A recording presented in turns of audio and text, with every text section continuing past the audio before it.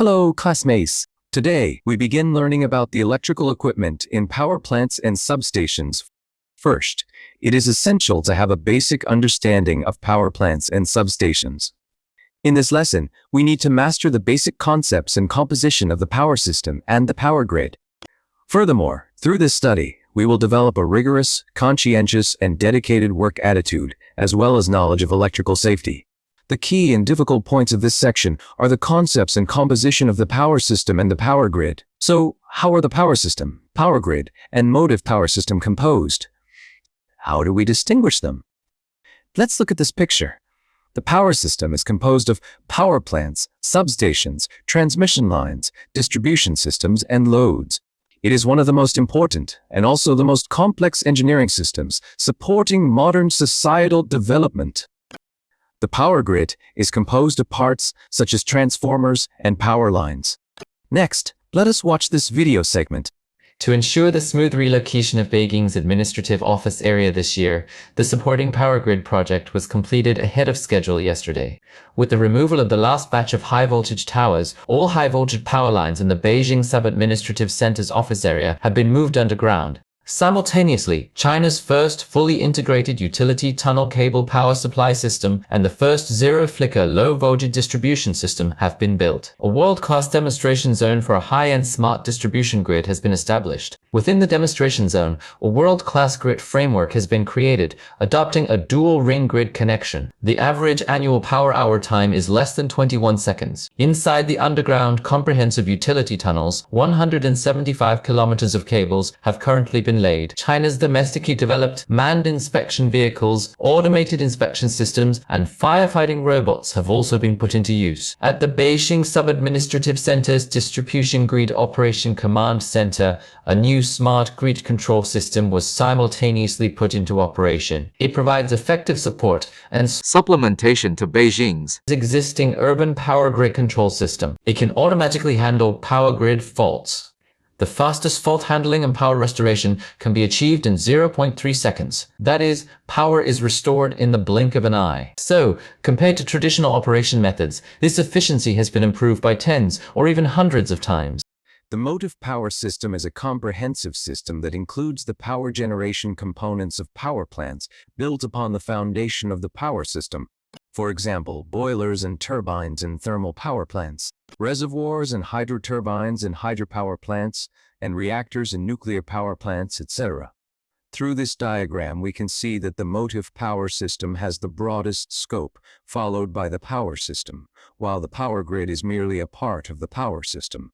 After understanding the composition of the power system and power grid, we will next continue by viewing pictures of various physical equipment. This is a generation unit.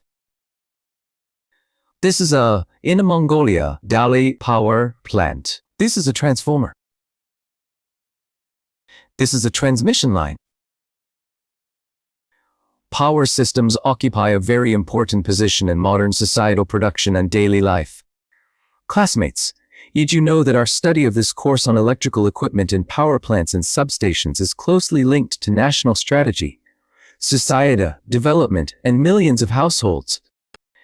Additionally, because the aforementioned systems and equipment are prone to safety incidents, safety management and safe production are extremely important. Every one of us practitioners bears significant responsibility. Having learned about the composition of the power system, power grid, and motive power system, next we will continue to study their concepts and basic parameters.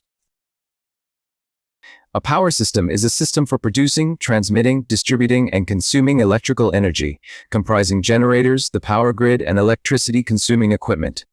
The power grid, then, is the channel part of the power system responsible for transmitting and distributing electrical energy, and the motive power system is an integrated whole, composed of the power generation parts and the power supply mechanism of the power system. Next, let's look at the basic parameters of a power system. There are 6. The first parameter is the total installed capacity.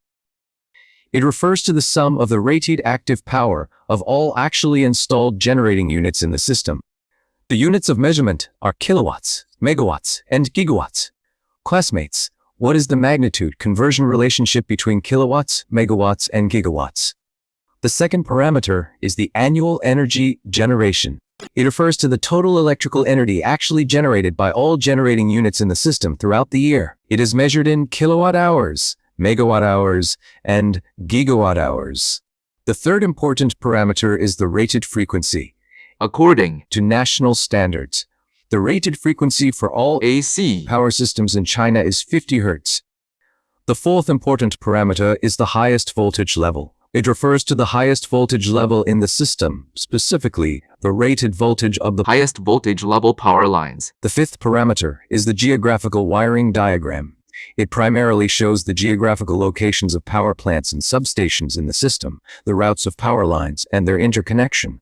The sixth parameter is the electrical wiring diagram. It primarily displays the electrical connections between the main electrical equipment and circuits in the system, such as generators, transformers, bus bars, circuit breakers, and power lines.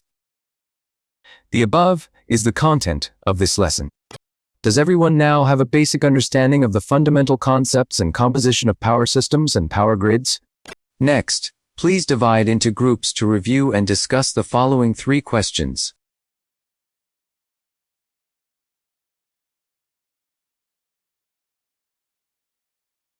Alright, we'll see you in the next class.